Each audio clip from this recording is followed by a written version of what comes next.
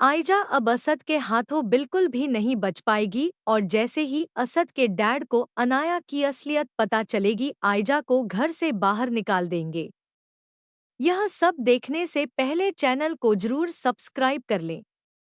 Drama Chaalbaaz के अगले episode में आप देखेंगे कि असद के पिता को जैसे ही यह मालूम होता है कि अनाया पहले से तलाकशुदा थी और आयजा ने ही उसकी शादी रूहान से करवाई थी और यह बात पूरे घर से छुपाई गई थी, तो वो यह सदमा बिल्कुल भी बर्दाश्त नहीं कर पाती। आयजा जो डर के मारे बिल्कुल पीली पड़ जाएगी और उसके दिमाग में बस यही बात घूमेगी, अगर असद को यह सब पता चल गया उसे जिंदा ही गाड़ देगा। यहाँ तक कि आयजा खुद असद के डैड के सामने हाथ जोड़कर कहेगी, प्लीज यह बात असद को मत बताइए, मुझे मार देगा। अगर उसकी यह बात सुनकर असद के डैड और भी ज्यादा गुस्से में आ जाते हैं और चिल्ला कर कहते हैं, धोखेबाज लड़के, यहाँ से निकल जाओ, तुम इस लायक ही नहीं हो। असद तुम्हें अपनी जिंदगी में रखे, असद तुम्हें तलाक दे, घर से निकाल दे, यह मेरा वादा। मैंने सोचा भी नहीं था कि तुम हमें इस तरह धोखा दोगे। इतनी देर में असद भी वहां पहुंच समझ जाता है और उसे आयजा की सारी असलियत पता चल जाती है। गुस्से आयजा के चेहरे पर जोरदार थप्पड़ मारता है।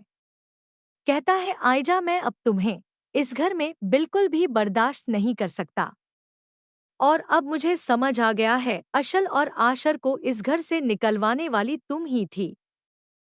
ये सारी साजिश तुम्हारी थी। आयजा और भी ज्यादा घबरा जाती क्योंकि उसकी सारी चालें असद के सामने खुल चुकी होती। असद खुद भी इस बात पर पछता रहा होगा।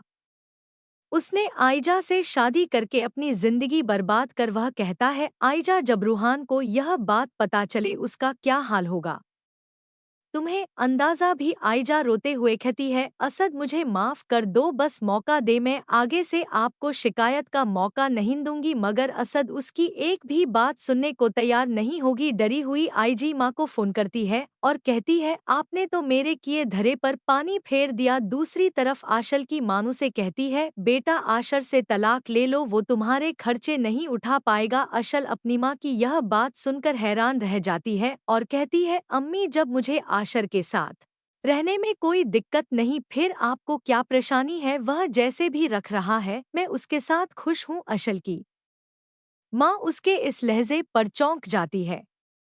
अशल कहती है, अगर आपको हमारा यहाँ रहना अच्छा नहीं लगता तो मैं आज ही आशर से कहती हूँ कि वह हमारे लिए अलग घर का इंतजाम। उधर असदर के घर पहुँचता है।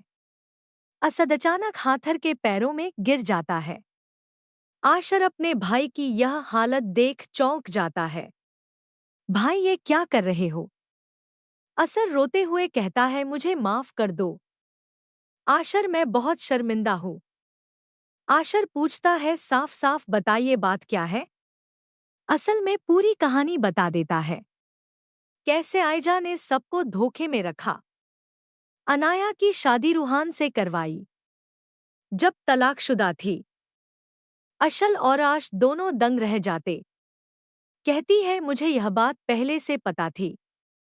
असद चौंक कर पूछता है, अशल उन्हें शयान और अनाया के निकाह की तस्वीरें दिखाती है। असद अब यकीन कर लेता है, आयजा ने पूरे घर को धोखा दिया है। असद फिर रूहान को भी सब बता देता है। रूहान अंदर से टूट जाता है लेकिन कहता है, मैं यह सब जानकर भी अनाया को खुद से दूर नहीं करता क्योंकि अब मुझे उससे मोहब्बत हो चुकी और मुझे पता है कि वो मुझे आगे कभी धोखा नहीं देगा। उसे आयजा पर अफसोस जरूर होता है। उसने यह सच्चाई सबसे अब आयजा की माँ के पास जाता है और कहता है, मुझे आप पर भी अफसोस है कि आपने हमसे यह बात छुपाई। आपको अंदाजा है कि मेरे डैड को इतना बड़ा सदमा लगा। अगर उन्हें कुछ हो गया मैं आपको पूरी जिंदगी माफ नहीं करूंगा। अगर आप यह बात पहले बता देती तो शायद हम मान भी लेते, मगर हम आयजा को अपनी जिंदगी में और बर्दाश्त नहीं कर पाए। उसने हम तीनों भाइयों दूसरे के खिलाफ कर दिया। आयजा की माँ असद के सामने हाथ जोड़ लेती है। आयजा को मत छोड़ो, वो तुम्हारे बिना मर जाएगी। मगर असद बिल्कुल फैसला कर चुका है कि वह आयजा को तलाक देकर हमेशा के लिए इस घर से निकाल दे।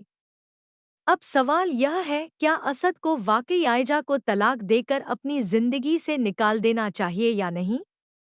नीचे कमेंट बॉक्स में ज़रूर बताइए और चैनल सब्सक्राइब कर